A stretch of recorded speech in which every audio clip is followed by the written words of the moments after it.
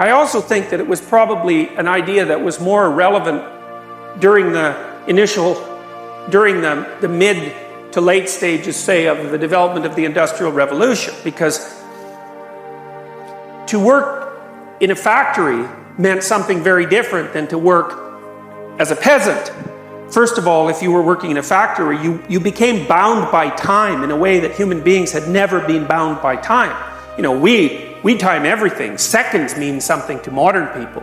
You know, but it took a long time for the idea that time was of the essence for the organizing of human life. And a lot of that occurred as people moved into the factories. And so you can see, for example, the legacy of that in the modern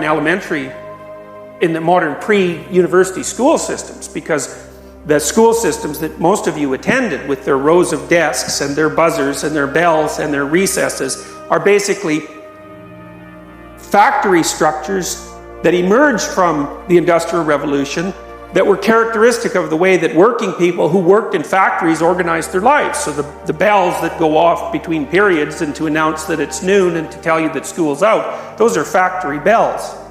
And so you can see echoes of Freud's idea that the superego and the ego and the id are in conflict by imagining, for example, how difficult it is for a very active 6-year-old, especially if they're male, to sit quietly and regulate themselves by the bell for 6 or 7 hours, you know, when they first go to grade 1. And the fact that, you know, Freud would say, if he was alive, that the reason that so many people have attention deficit disorder is because the demands of the superego, so to speak, in the school system are so excessive that the clash produces pathology. Now, the pathology is obviously defined by the situation. If you define pathology as being unable to sit down and pay attention to things that are deadly boring while you should be running around playing and having fun and wearing yourself to a frazzle, then that's pathology. That's attention deficit disorder. And you can treat it with Ritalin, but that's only because you can treat anybody with Ritalin, you know, as I'm sure many of you know. So, you know, Ritalin is an amphetamine, and it makes you focus more on whatever you happen to be focused on, though there's no real evidence that it provides any boost in academic achievement over any reasonable amount of time. But if you think about it that way, you see, you can understand what Freud meant by this superego versus ego conflict, or the superego-ego-id conflict. Attention deficit disorder is a perfect example of that. And then the pathology is defined by the circumstance. If we didn't have schools that are like the schools we have, we wouldn't have attention deficit disorder as a pathology. Now, and people like to think about it as a scientific category.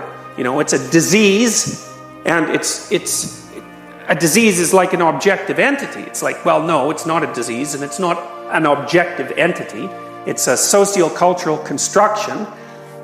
However, there are certain people who are going to be more prone to be diagnosed with it than others, and that would mostly be open extroverted kids, because they're not going to sit down and shut up because they can't. They're extremely curious, and mostly what they want to do is talk to everyone and play. Now, Jaak Panksepp actually, has done really interesting experiments with male rats, and he showed that if you deprive male juvenile rats of rough and tumble play, their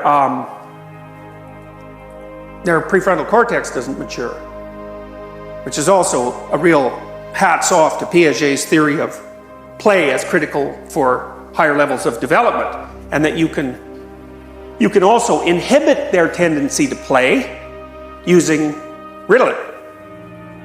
So it's pretty sad. In fact, it's appalling, really. So, and I see people in my clinical practice fairly frequently who come in and said, well, they were diagnosed with ADHD when they were like 4 or whatever. It's like, great, you know. Pathetic. It's pathetic that that happens.